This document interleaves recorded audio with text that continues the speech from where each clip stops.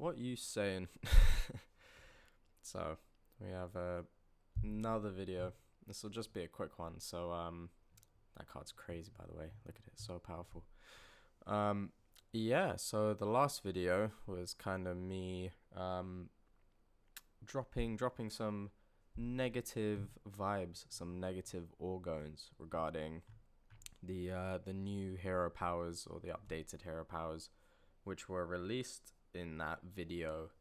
I presented the argument, I guess, that by reducing the power of the hero powers, you make it tougher for casual and free to play players to do well, because naturally the focus is going to be more on the cards, as they said themselves, which is fair enough.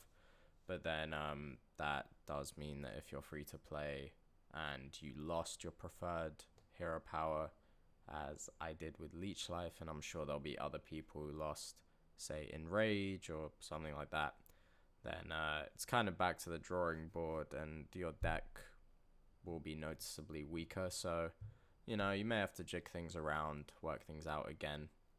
I was quite sad to lose my nature mid-range beast punch deck, obviously, as I did get to number 1 ranked in the entire world with that deck after just 2 weeks of playing with it.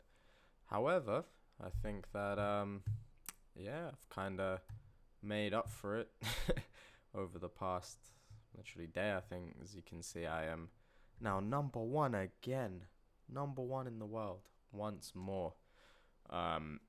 And yeah, this is the deck that I got to number 1 with. It's a very basic sort of free to play deck. There's not even any epics in this deck, let alone any legendaries or anything. So if you are free to play, or you're new, or you're just a casual player or something, I would say to maybe give this a go, because I've done quite well with it, as it says there. Got to number 1 ranked with a 1659 rating. And that's really just been, I don't know, I mean, again, I've not really been playing that much as such, although yeah, I've got 24 matches down with this deck so far. So I guess yeah, that is a fair amount, considering I was playing slightly tweaked variants of this as well, which isn't reflected here.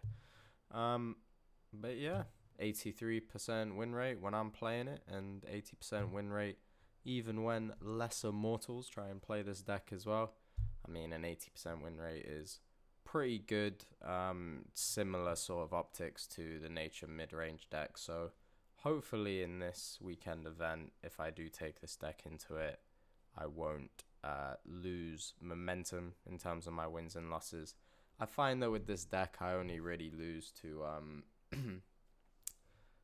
decks that have just like a much better card quality in terms of the cards in their deck than the cards that are in my deck. They'll have a lot of cards from Genesis and Trial of the Gods that I kind of can't really deal with my basic free-to-play decks. But for the most part, yeah, the deck's been doing really good. And yeah, I don't know what to say aside from that, really. Again, as I said in the last video, I'd be trying out some different decks, seeing as my nature one wasn't viable anymore since these changes.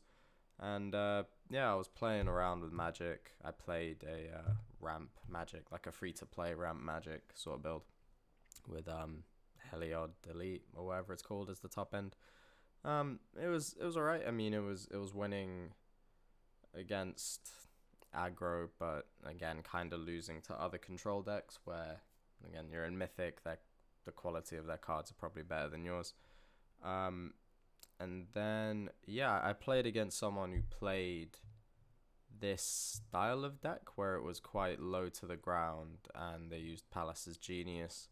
And so, yeah, that makes sense. I was using Mage Blast, which is now the same as Mage's Hero Power and Hearthstone. It's just 2 mana, ping 1. I was using that in the ramp build. And it's just a fairly good hero power. You could play it in this build if you so wanted, but yeah, when I played against that person who used this sort of low to the ground, I guess, kind of a rush deck, or mid-rangey, I guess, with Palace's Genius value to just sort of supplement that, it made sense. But when I looked at their build, it was a lot more, I guess, experimental. Like, most of the deck was one-offs, really. There was like a lot of one-offs in their deck.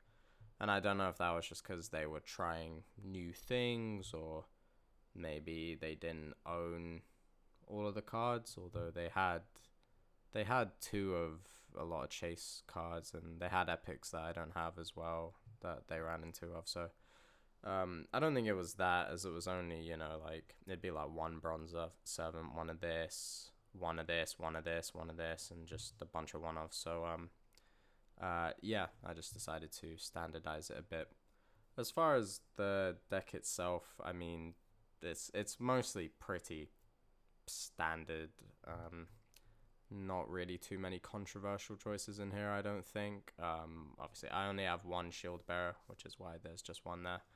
I guess there's a couple of tech inclusions here. The first would be the relic removal. I do this in quite a lot of my decks now, to be honest, or ever since Enduring Shield became, the MVP of the format, or I guess as it is right now, and has been for, well, however long it's been since Enduring Shield got buffed. Yeah, the weapon removal, relic removal just makes sense to try and maximize that. If anything, could run more, but the weapon removal cards that I have personally aren't that good. Like, there's the 1 mana 2/2 that removes 3 durability from the opponent's relic. Obviously, I would run that if I had it, but I think it comes from one of the sets that you would have had to have paid for, and I'm free to play for now. I'm not going to be buying that card just to have that card when it's just a bit better as relic removal. I think the main advantage to that over these would be that it comes down quicker, which is very important for the war matchup, in particular something like this. The fact that it costs 4 mana to play makes it much worse as relic removal, because by the time you can even get it out against war, they might have already had their 2 swings with Enduring Shield, and then you're just on the back foot anyway. So yeah, I mean, there is the 1 mana 3/1 that reduces the opponent's durability by 1.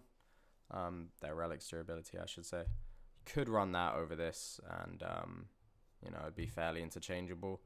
I just felt like running this in part just to supplement it more as like a mid-rangey sort of deck than just run a 1 mana 3/1 that doesn't do as much overall. But yeah, just running relic removal I think is really good right now. Then the other sort of tech aspect that I would say is in this deck is Street Conjurer, and then as an extension of Street Conjurer, sort of Crystal Rain.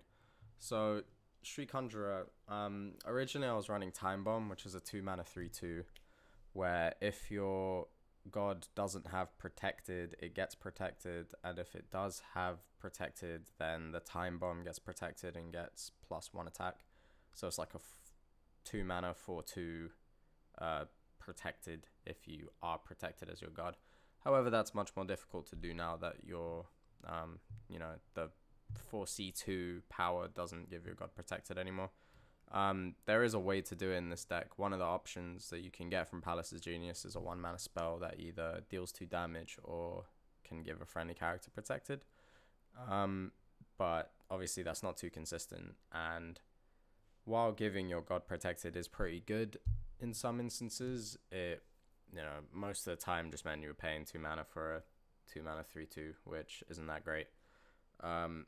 So yeah, I was running these 6 spells already. I figured that Street Conjurer would be quite good, even if sometimes it's just ticking one of these in terms of the amount of damage it's dealing. Like making Tracking Bolt deal 2 damage to everything for 2 is pretty good. Sometimes you'll cheese out reach damage with the Worm Breath. But then I put in Crystal Rain as well. I think that this is a really solid inclusion at the moment. It's sort of a new meta with the new hero powers. Things aren't quite clearly defined.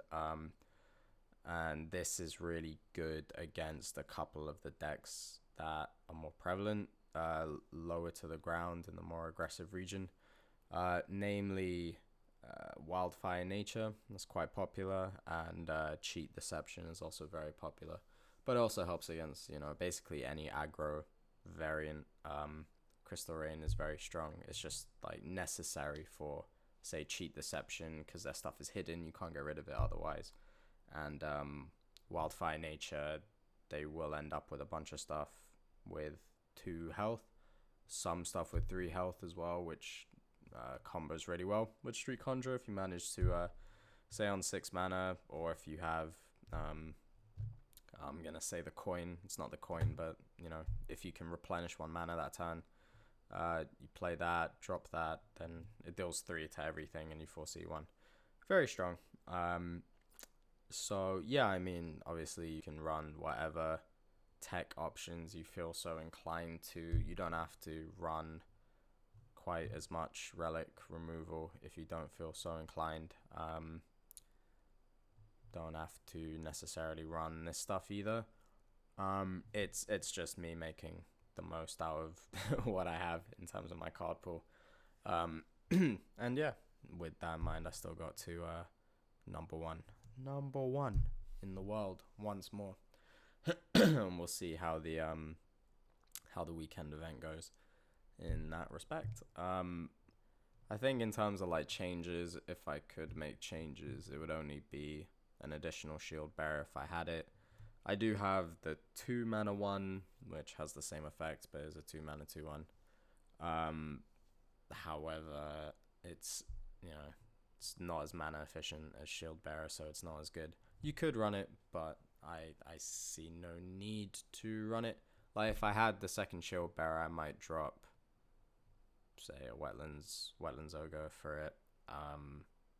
But yeah, I don't have the second shield bearer, and I'm not gonna drop wetlands ogre for Felid Emissary or whatever it's called. It's just not as good. Wetlands ogre is pretty good actually, and if it wasn't such a relic heavy format, then definitely wouldn't be running all this relic removal. But needs must. Veteran Archer is pretty good as well, just for invigilating the board. So and Helios Battlesworn is a pretty good top end for the deck. It's quite difficult to trade into or remove when you drop it on turn 5. So I feel like Wetlands Ogre gets the 1-off treatment, unfortunately. But yeah, I just noticed everything else is 2-offs. Very cool.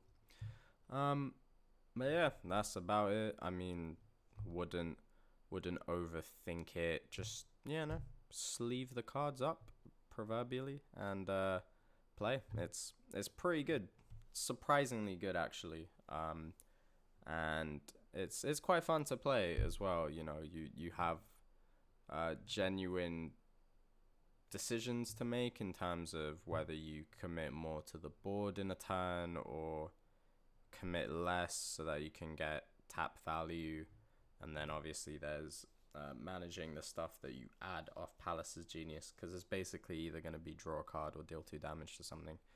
And then a lot of the times you just cheese or win with Worm Breath as the top end. But I mean, the deck's pretty good.